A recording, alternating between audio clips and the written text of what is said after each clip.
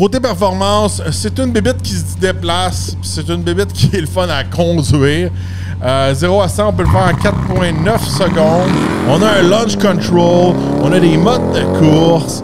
On peut ajuster le moteur comme qu'on veut. On peut les mettre en mode sport, en mode hiver, on peut les mettre en mode race. Le launch control va super bien. Même là, j'ai fait un launch control dans la neige. En tout cas, ça décollait plus vite que la Jetta GLI, là. Ça, c'est sûr et certain.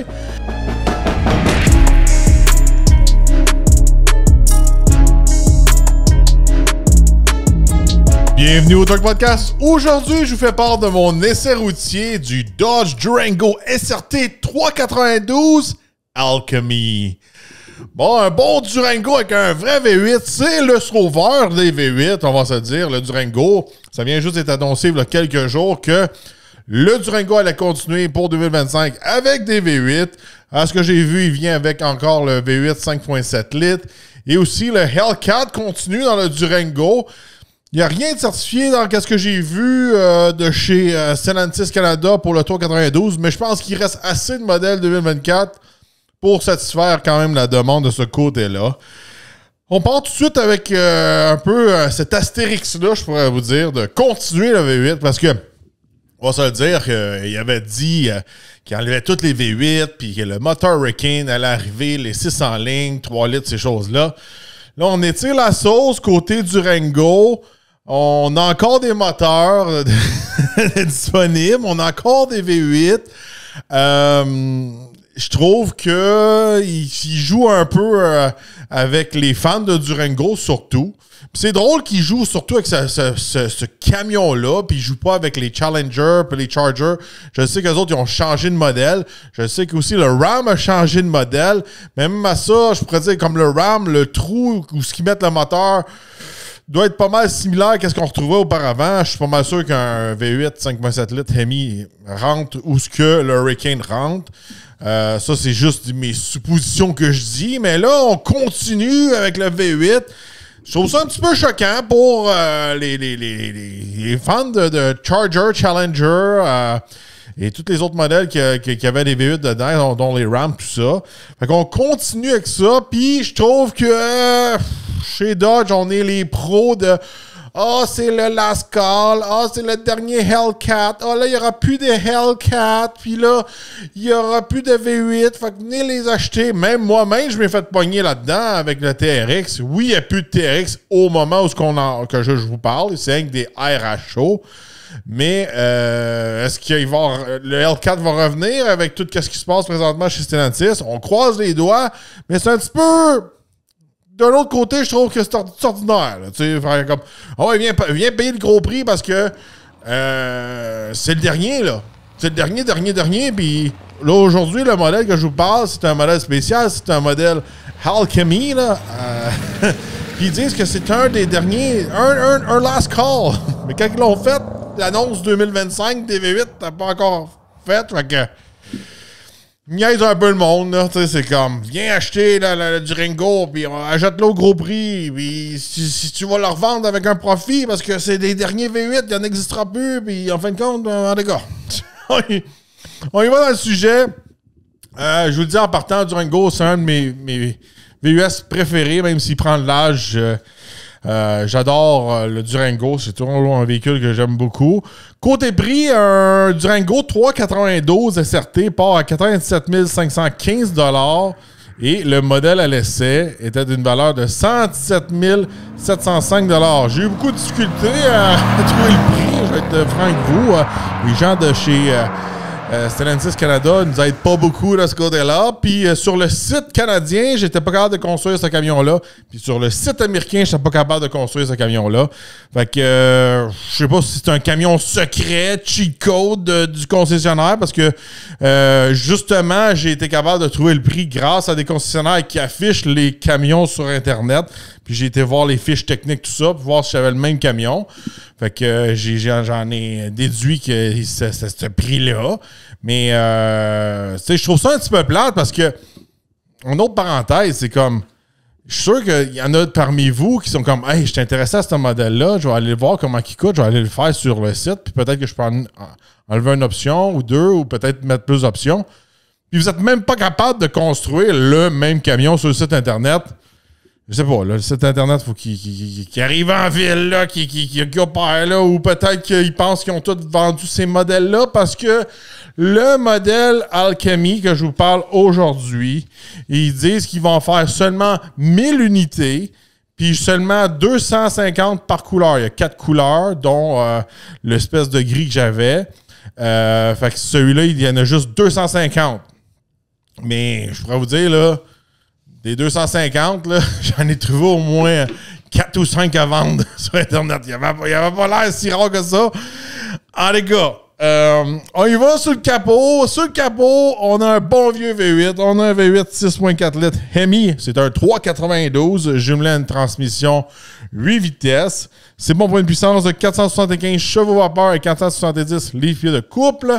C'est un camion qui est all-wheel drive, four-wheel drive. Là, on pourrait dire c'est pas un vrai 4x4, mais il est toujours engagé en 4 roues motrices, comme le Trackhawk l'était, ou même un Durango Hellcat, ou même un similaire un peu au TRX, mais le TRX, on peut être capable de le mettre en 4x4, celui-là, par exemple. Mais il est toujours 4 roues all the time. Côté performance, c'est une bébête qui se déplace. C'est une bébête qui est le fun à conduire. 0 à 100, on peut le faire en 4.9 secondes. On a un launch control. On a des modes de course. On peut ajuster le moteur comme qu'on veut. On peut les mettre en mode sport, en mode hiver. On peut le mettre en mode race. Le launch control va super bien. Même là, j'ai fait un launch control dans la neige. En tout cas, ça décollait plus vite que la Jetta GLI, là. Ça, c'est sûr et certain. Un launch control dans la neige, c'est juste pour le show, là. Je vous le dis entre vous et moi, là. Vous pouvez faire un décollage plus rapide en étant plus gentil avec la pédale, mais je trouvais que ça faisait le show un peu, faire un launch control dans la neige. Côté quart de mille, on peut faire le quart de mille en 13.3 secondes. Bon, regardez, le Durango sur la route, c'est un véhicule que j'aime beaucoup. C'est un véhicule que j'ai failli acheter. J'ai failli acheter un Durango SRT L4, puis je sais que la facture était dure à avaler. Le Durango, c'est vraiment une bébite à part des autres. C'est un camion qui est carrément dépassé, je pourrais vous dire. Il y a quelques trucs qui ont été améliorés avec le temps, mais c'est pas comme si on serait dans un camion 2018 avec peut-être une nouvelle écran, c'est tout. Le reste, si vous avez déjà conduit un Durango en 2018, 2019, le 2024, 2025, ça va être similaire. Il y a eu des updates là, côté peut-être transmission. Je trouvais que la transmission était plus agressive dans le temps, puis là, elle est plus douce maintenant dans ces générations-là. Mais le camion, il va bien. Il y a une bonne tenue de route, il y a un bon confort sur la route. Il va bien dans la neige, il y a beaucoup de mordants, facile à contrôler. Vraiment un véhicule agréable pour nous ici, pour 4 saisons au Québec, au Canada. Ça va bien. C'est un véhicule que j'adore conduire. Il n'y a rien qui vient vraiment compétitionner contre un Durango. Le Durango, c'est vraiment le muscle truck que j'appelle. Si vous aimez les muscle cars, mais vous ne pouvez pas en avoir un parce que vous avez une famille où, encore une fois, il y a l'hiver puis propulsion, etc. Le Durango, c'est celui-là qui vient se rapprocher le plus d'un muscle car. Autant avec le V8 5.7 litres qu'avec le 392, qu'avec le L4, il est super le fun à conduire. Il y a du son. Ça résonne fort. Même peut-être que le 392 est plus bruyant que celui avec le L4. Celui avec le L4, on entend le supercharge, mais avec le 392, on entend vraiment l'intake puis le moteur. Puis j'aime le 6.4 litres. C'est un moteur qui est solide, qui est fort, qui a un beau son, qui avance bien, qui a une belle puissance linéaire. C'est un de mes moteurs préférés, je vous le cacherai pas. Je pense que c'est vraiment là.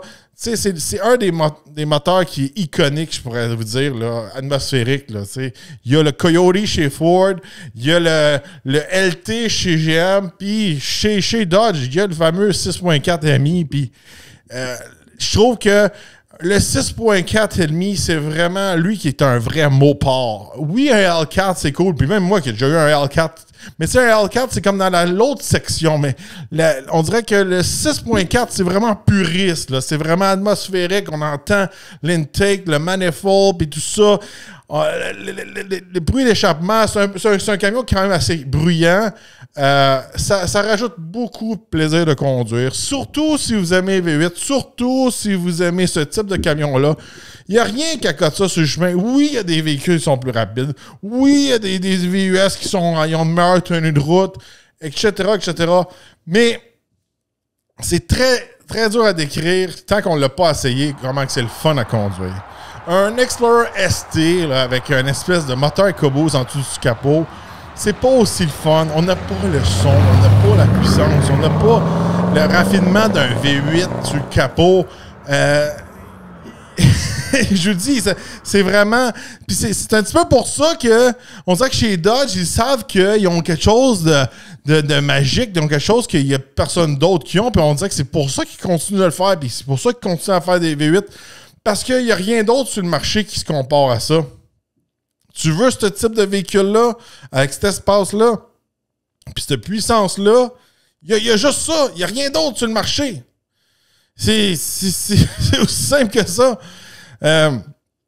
On n'a rien chez GM, on n'a rien chez Ford. L'Explorer ST n'est pas dans le game. C'est pas la même chose. Oui, je sais, vous pouvez le faire, il peut être aussi vite, vous pouvez le tuner, mais c'est pas aussi le fun. Le véhicule que j'ai un véhicule surprise là, pour le temps des fêtes. Là. Il y a le même moteur que l'Explorer ST, puis c'est loin d'être comme un bon vieux 392. Puis je chante les louanges du 392 tellement mieux que le Hurricane. Même si le Hurricane, il pousse, puis il est puissant, puis il peut être plus vite. Il y a tellement plus de personnalité que le Hurricane. Là. Je sais que sûrement dans le futur, le Durango va avoir le moteur Hurricane, le 600 lignes 3 litres, Twin Turbo. Je trouve tellement que c'est... J'aime la vieille recette du 6.4 litres. C'est un moteur qui est solide. C'est un moteur qu'ils mettent dans des 2500, dans des Power Wagon. Quand ils mettent des moteurs comme ça, dans des gros camions comme ça, qui font du travail heavy duty qu'on appelle, ça veut en dire long. Comme moi, j'avais mon Ford Raptor, mon S150 de première génération. Ils mettaient le V8 6.2 litres qu'ils mettaient dans les Super Duty. Fait que c'est un peu des moteurs qui sont faits pour durer, qui sont overbuilt. C'est toutes des choses comme ça. Moi, c'est des trucs comme ça que je trouve que fait toute la recette. Puis parlant de l'expérience avec ce Durango-là, je trouvais que là, je retrouvais la vieille recette un peu Dodge, que tout marchait bien. Le moteur, là, il partait au froid, là, tout de suite, boum. L'écran allait bien, tous les pitons étaient corrects. Rien, aucun trouble dans toute ma semaine. Tu sais, quand j'ai conduit le Ram 1500 2025, il y avait plein d'affaires qui buggaient, ces affaires-là. On dirait que c'est littéralement deux sortes de véhicules qu'on trouve chez Stellantis. Les nouveaux sont comme... On dirait qu'ils n'ont pas la même fabrication, puis on dirait que ce Durango-là, à cause qu'il y a une vieille recette, puis tous les bobos ont été réglés, il est solide. C'est un petit peu dur à expliquer, là, mais il est solide. Côté design extérieur, regardez, il n'y a pas de changement. Il y a juste le traitement Alchemy, là. Alchemy, c'est comme ça qu'ils le disent. On a des petites lignes jaunes avec les milieux des stripes un peu plus gris foncé en honeycomb. Là. Les signes 392 en jaune, les calipers sont jaunes. Puis à l'intérieur, on a des coutures spéciales. Puis on a aussi du fibre de carbone forgé. Puis des petits détails comme ça. C'est beau, regardez, c'est un beau package, surtout que ça flash aussi. Souvent, je trouve que les Durango, que ce soit un RT, un 392 ou un L4, sont durs à différencier. Là, avec les logos en jaune, ça vient popper que c'est spécial puis que c'est un SRT. Ça, je trouve que c'était bien de ce côté-là. C'est un camion qui est encore beau, selon moi, de nos jours, même s'il a pas fait un petit bout qui n'a pas été updaté. Si on va... oui... Oh, et juste pour vous donner des détails sur le fameux Alchemy, là, c'est un package qui coûte 19 995 $ au-dessus du prix du Durango pour avoir tous ces détails-là un peu jaunes. Là. C'est cher, là. mais ça vient avec plein d'équipements. Il vient full equip. En gros, là. Côté intérieur, l'intérieur n'a pas changé. On a des bons sièges, j'appelle des sièges SRT, très confortables.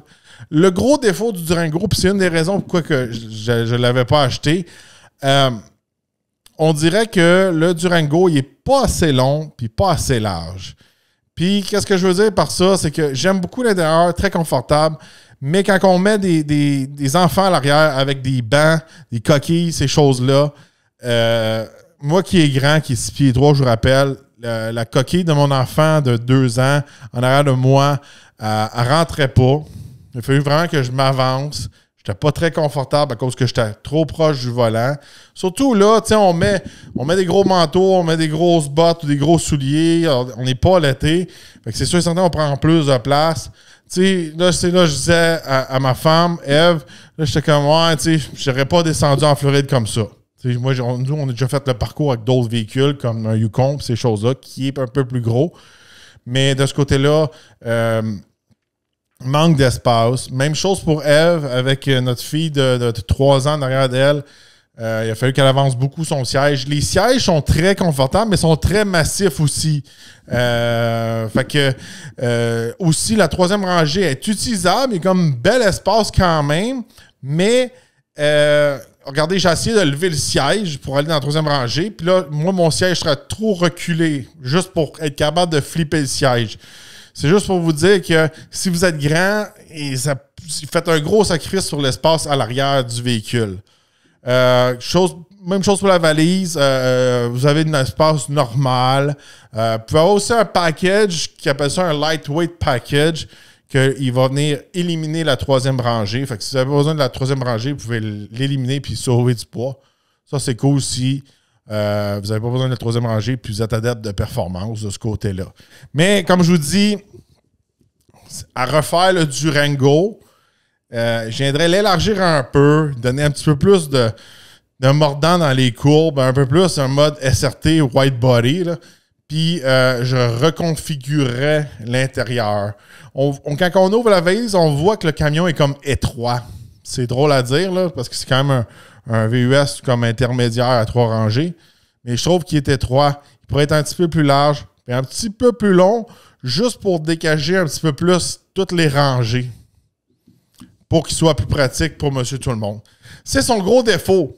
Mais, je pourrais vous dire, c'est le genre de véhicule qu'il est tellement le fun à conduire à cause du V8, son comportement, son son, son attitude, les modes de conduite, tout ça. C'est un camion qu'on oublie un petit peu vite. Des fois, on est capable de faire le sacrifice de l'espace à l'arrière. Moi, c'était un gros deal breaker quand que je le regardais. Puis, en gros, moi, j'avais choisi le TRX qui était le même prix, mais c'est sûr, certain, il y avait différents taux et tout ça. Le Durango était très cher. Mais je pourrais vous dire que le TRX, pour moi, avec ma famille, puis mon gabarit, je pourrais vous dire qu'il était beaucoup plus pratique, le TRX. Mais un autant que l'autre sont aussi le fun à conduire. C'est sûr que si vous êtes un petit peu plus en région, en campagne, ces choses-là, le TRX, il pogne mieux les bosses. Côté techno, on a eu un update, je pense que c'est l'année passée ou il y a 2 ans, on a le nouvel écran. Elle va très bien. On a les pitons tout à bonne place. On a des modes SRT. Il y a des petites affaires cachées. Comme quand on a l'aération, là, on voit que le bonhomme a comme un casque de course. On peut jouer vraiment avec tous les modes. Ça va bien. Puis, qu'est-ce qui est le fun avec les SRT, c'est que faut apprendre comment contrôler le moteur. Puis, une fois qu'on est capable de contrôler le moteur à notre guise, on peut soit aller chercher plus de performance ou soit aller chercher une meilleure consommation d'essence. Puis, en parlant de consommation d'essence, j'ai fait une moyenne d'environ 14 litres au 100. C'est quand même bien, je voudrais vous dire. Je vous rappelle qu'avec le Ram 1500, avec le Hurricane, j'ai fait du 16,5. Puis, by the way, j'ai parlé à un autre chroniqueur un matin que lui, il est plus urbain. Puis, il me l'a dit, moi, je conduis dans des scénarios urbains. Puis, il m'a dit que lui, il avait fait du 19,5 avec le Hurricane à chaud. Fait que ça consomme. C'est sûr et certain que le Durango peut consommer beaucoup. C'est un camion qui est le fun à entendre le son puis à faire des accélérations, tout ça. Mais on peut le mettre en mode éco. C'est ça que j'ai fait en descendant à Montréal, moi, ce matin. J'ai mis en mode éco, puis j'étais capable de descendre. Sur l'autoroute, j'ai fait une moyenne de 13,2, puis j'étais pas très gentil avec la pédale tant que ça, mais je l'ai mis en mode éco, puis c'est quand même bien. Sûr, sur le pied pesant, 15-16, en haut de ça, ça peut être facile à faire. Mais c'est rien que pour vous dire que je reviens un petit peu à ma comparaison pour le futur. T'sais. Le 6.4 litres, c'est vraiment comme le moteur Hurricane HO, High Output, qui va venir comme un peu le remplacer. Puis je trouvais que le 6.4, quand on veut un peu comme le faire dormir sur l'autoroute, on peut le faire dormir. Puis je vous rappelle aussi que les cylindres peuvent se désactiver. Des fois, j'étais en 4 cylindres. Là, ce matin, il faisait moins 20. Là, c'est rare qu'il était désactivé. Puis aussi à la vitesse que je roulais sur l'autoroute. Là. Mais c'est vraiment un moteur qu'on peut aller chercher en économie. Puis je trouvais que avec le moteur Hurricane, à cause que c'est tellement un moteur qui vient aller chercher, qui produit beaucoup de boost. Quand je parle de boost, c'est le turbo, les injecteurs, tout ça. Même si on est gentil avec, mais le gabarit du moteur, le litrage, le displacement n'est pas assez gros. Puis il faut qu'il roule tout le temps, vraiment avec beaucoup de boost, beaucoup de fuel, tout ça. Fait qu'on peut pas venir faire dormir comme qu'on peut faire, je pourrais dire, avec le Durango SRT avec le 392 dedans avec le 6.4 litres.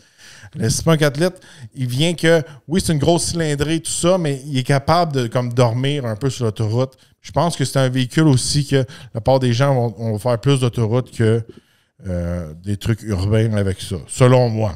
Bon, côté remorquage, on peut tirer 8700 livres, c'est très bien de ce côté-là. Puis, tu sais, c'est un camion, des fois, je dis, moi, je ne tirerais pas 5000 livres avec ce camion-là. Lui, avec ça, j'aurais pas peur. Là, en plus, avec un 6.4 en dessous du capot, un moteur qu'on retrouve en dessous d'un 2500 HD, pas de problème de ce côté-là. Regardez, un camion que je trouve fantastique, que j'aime beaucoup. C'est un camion que, quand je suis allé le porter, j'étais comme, on dirait que je venais juste de m'habituer à le conduire. C'est un camion que je pourrais conduire tous les jours facilement. Mais par contre, regardez, pour le prix, c'est très cher. 37 000, là, il charrie. Là. Ça reste un vieux VUS. Là. Le prix de base, là, il est comme qu'est-ce que j'avais dit là, au début, là, 97. Il y a des gros rabais de ce temps-ci, là, de presque 12-13 000. Un pas trop équipé avec le rabais dessus, ça peut avoir de l'allure, ce prix-là. On le descend dans les 80 000.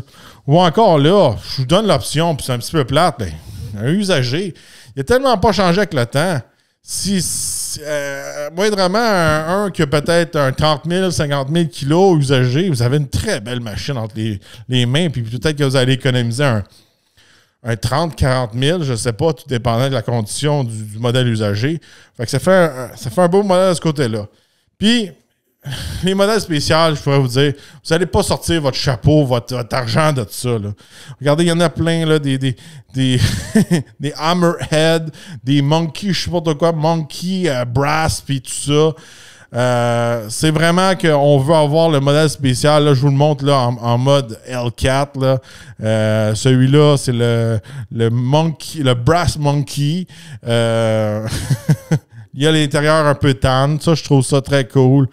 Il y a l'autre qui est encore en SRT-L4, mais celui-là, c'est le Hammerhead. L'extérieur est tout un peu foncé, puis à l'intérieur, c'est comme blanc, si je me rappelle bien. C'est quand même salissant de ce côté-là, là, mais ça fait une édition spéciale. Mais regardez, en vous et moi, ils demandent tellement cher pour cette affaire-là. Puis ils ont tellement niaisé le monde à faire tellement plein d'éditions spéciales, puis de Lascar, puis ci, puis ça.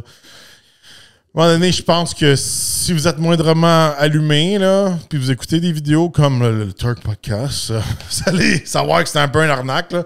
C'est sûr, si vous ne faites pas vos devoirs, puis vous rentrez au dealer, puis là, le vendeur te dit « C'est le last call, il faut que tu l'ajustes absolument, puis j'ai au moins 10 clients qui attendent, puis il n'y en aura plus, puis tu ne perdras pas d'argent, puis ça va devenir un camion de collection. » là. Non.